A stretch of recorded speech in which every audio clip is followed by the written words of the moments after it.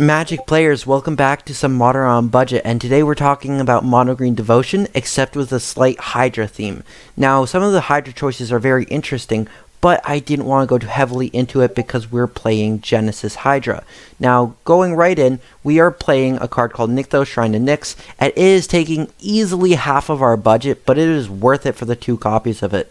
So it says tap to add a colorless, or pay 2, tap, choose a color, add mana to the mana pool, choose a color, and then you're going to add mana equal to your devotion of that color. Now, the way devotion works is that it is equal to the number of colored mana symbols on permanents you control. So if my only battlefield is a Steelleaf Champion, my devotion in green is going to be 3. If it's Steelleaf Champion and Leyline of Abundance, it's going to be 5. It counts any permanent on the battlefield as long as it has the mana symbol of what you're trying to use it for. For example, Burning Tree Emissary gives you 2 devotion to red and 2 devotion to green. Now, this is a very interesting card to run in here because it's really risky to run it if you're running a lot of double greens. But since we have so many things like Incubation Druid, Oath of Nissa, or other 1-drops to play off of it, or Sylvan Scrying, or even our sideboard, you'll see a lot of 2-drops that are 1 and a green. Since there are so many things with 1 and a green, I feel comfortable playing Burning Tree Emissary. So, one of the biggest buffs this deck got recently was Leyline of Abundance, because you can start the game with it on the battlefield if it's in your starting hand. Now, this says whenever you tap a creature for mana, add an additional green. Pay 8 mana, put a 1 counter on each creature you control. Now, this card right here is a huge card. It's amazing, and it makes us want to run as many mana dorks as we can. And even if we don't manage to draw anything to ramp to because we keep drawing mana dorks, that is okay by me. Because that just means that when we play all those mana dorks, we'll be able to get to that last ability to put 1 counters on all of our creatures very soon. So, speaking about mana dorks, we have Elvish Mystic as a 1-drop 1/1 that can add a green. This will add 1 devotion to our battlefield, as well as giving us a mana dork that can get extra value out of Leyline Abundance. Next up is Llanowar Elves, which is literally the same creature, but with a different name. So it's a 1-drop 1/1 that taps for a green, and it does give us that 1 green devotion.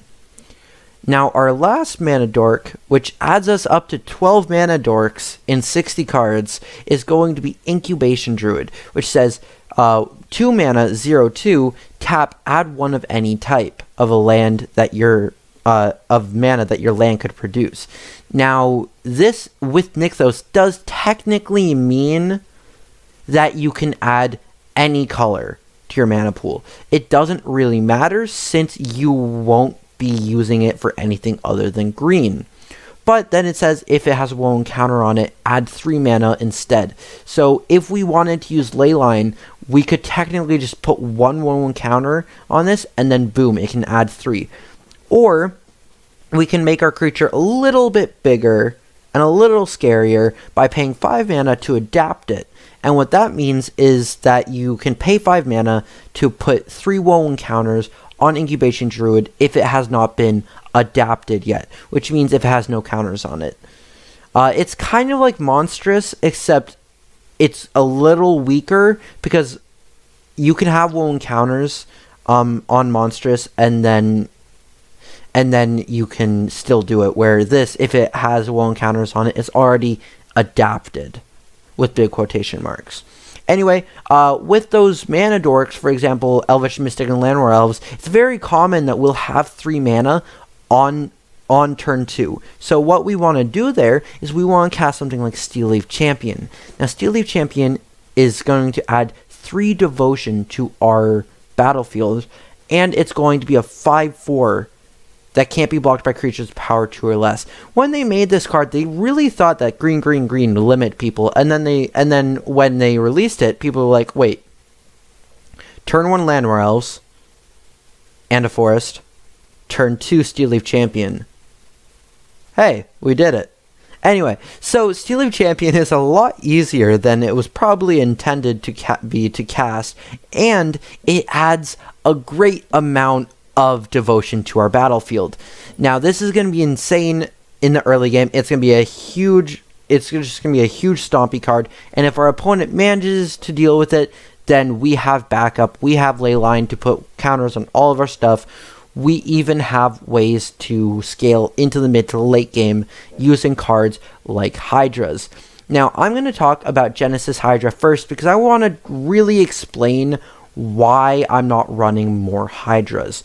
Now, Genesis Hydra, when you cast a spell, reveal the top X cards of your library. You may put a non-land permanent with mana cost X or less from among them onto the battlefield, shuffle your library, and then enters with X encounters. So it costs X green, so if I paid 5 total, then I would I would look at the top 3 cards, look for a mana cost of 3 or less, and put it into play.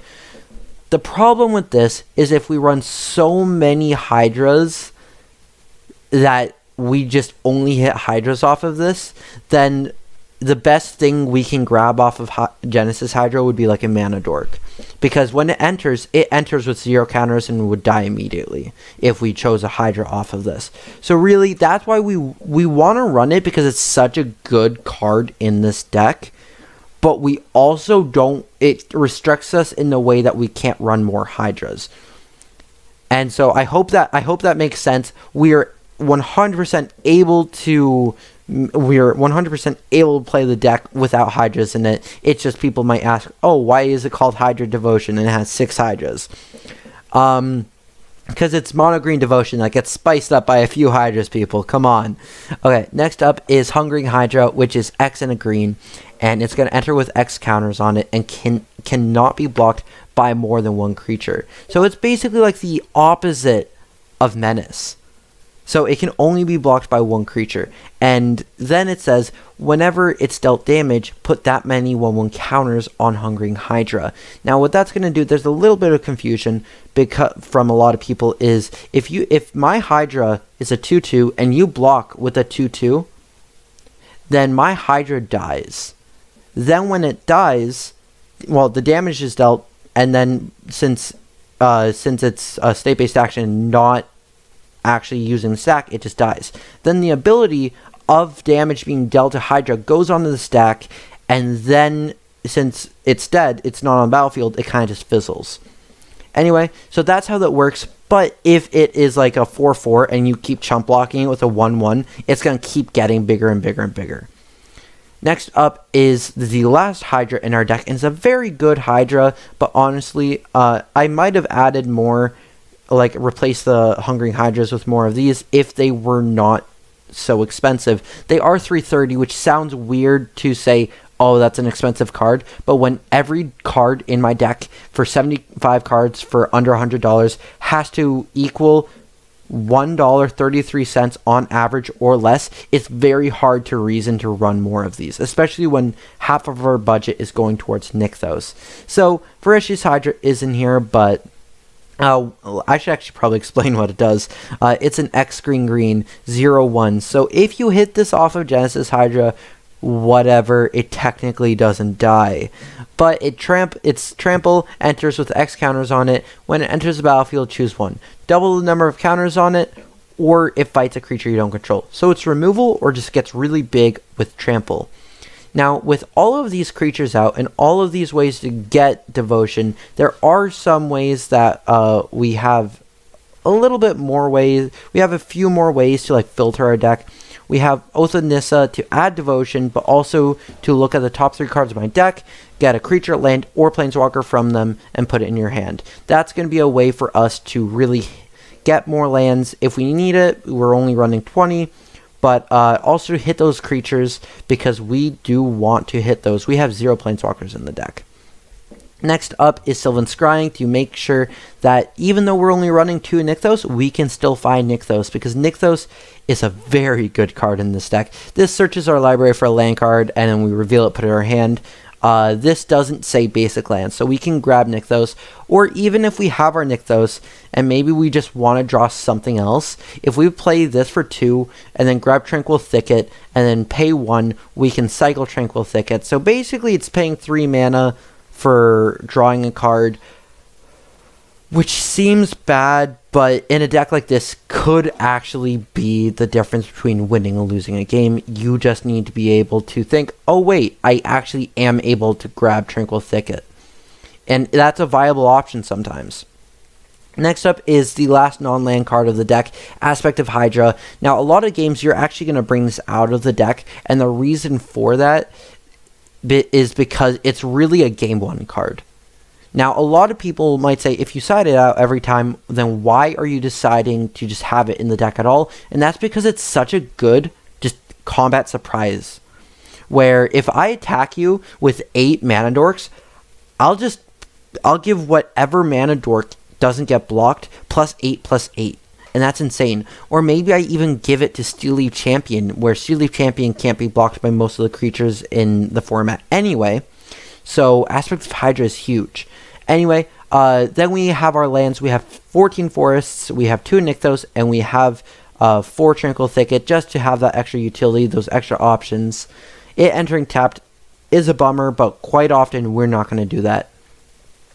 Now, real quick, before we get into the sideboard, if you like this video so far, then hit that like button. If you want to see more devotion decks, if you want to see more decks like this, or any content like this, please hit that subscribe, and then you can get notified when I am publishing another video. Now, though the time each day is weird and doesn't necessarily go at the same time every day, I am publishing at this time a video every day.